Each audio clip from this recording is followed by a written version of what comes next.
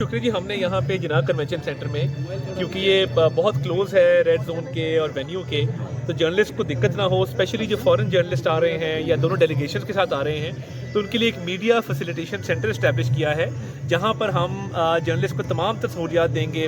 यहाँ पे high speed internet की फैसिलिटी लगा दी गई है, स्क्रीनें चारों तरफ नस्ब कर दी गई हैं ताकि वो अपडेट होते रहें सिचुएशन से।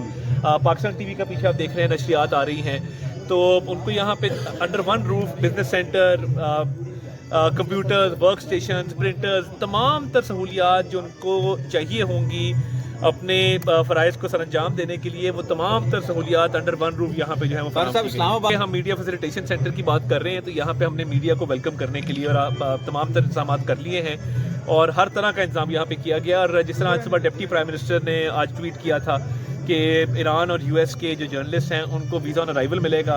बहुत सारे जर्नलिस्ट आए हैं जिनको वीज़ा ऑन अराइवल भी दिया गया है, और इसके साथ साथ जो यहाँ पे पाकिस्तान के जर्नलिस्ट हैं जो फॉरेन अफेयर्स को देखते हैं या जो फॉरेन मीडिया आउटलेट्स के यहाँ पे नुमाइंदे हैं, उनकी फैसिलिटेशन के लिए ये पूरा वेन्यू जो है इसको सजा दिया गया है, ऑपरेशनलाइज कर दिया गया है, टेस्ट रन हमने कर दिया है। तो हम कोशिश करेंगे कि इस्लामाबाद टॉक्स के हवाले से यहाँ से जर्नलिस्ट को अपनी खबरें देने में जो है वो आसानी से वो अपना काम। डॉक्टर साहब कितने जी उस पे मोफा की स्पोक्सपर्सन भी क्लियर कर चुके।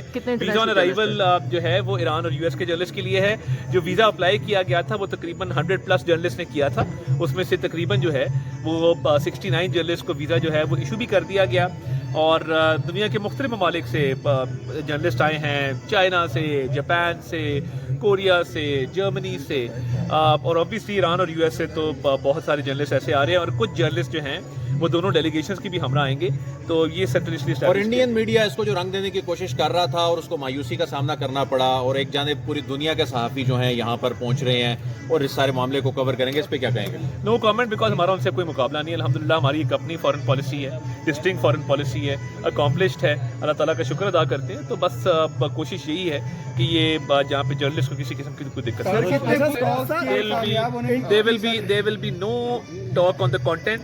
हमने बड़ी जिम्मेदारी का मुजाहरा करना है, हम होस्ट भी हैं और साथ इन टॉक्स को फैसिलिटेट भी कर रहे हैं, मीडिएशन भी कर रहे हैं। तो मेरा ख्याल है कि